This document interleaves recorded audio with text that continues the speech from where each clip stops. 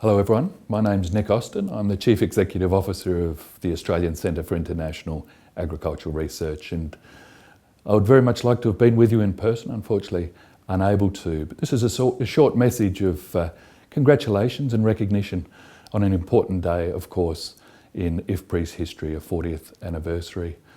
IFPRI and ACIAR have a long and warm association extending right back to the origins through Sir John Crawford, an eminent Australian who of course was not only the inaugural chair of the IFPRI board from 1975 to 1982, but he was also the leader of a task force that led to the establishment of ACIAR.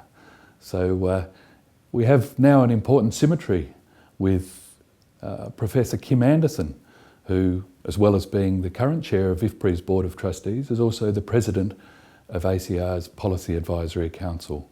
So it's particularly pleasing to be able to say a few brief words today. So of course, on an occasion such as this, it's important to not just look backwards at successes and achievements, but to look forward as well.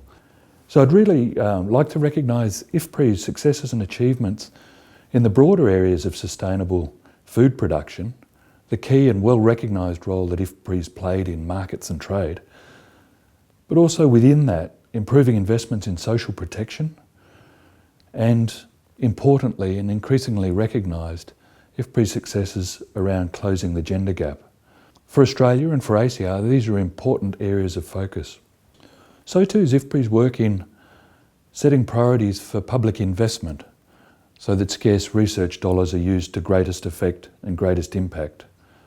That's in the context, of course, of shaping the global development agenda so that the research investments through the CGIAR and more broadly have the greatest impact on the greatest number of the world's poor. And I'd like also to particularly note IFPRI's leadership in two important CGIAR research programs, Policies, Institutions and Markets, and Agriculture for Nutrition and Health, which of course encompass many dimensions of the CGIAR.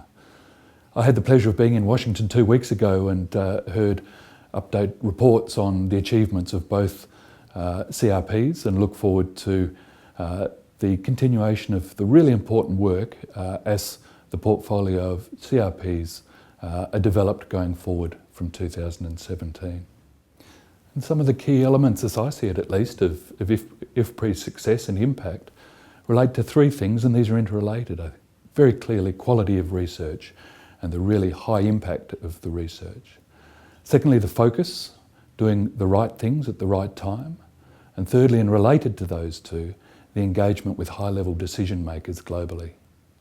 In closing, I'd like to wish you all every success for today's deliberations and to wish IFPRI every success, and may the next 40 years be as successful and impactful as the last 40. Thank you.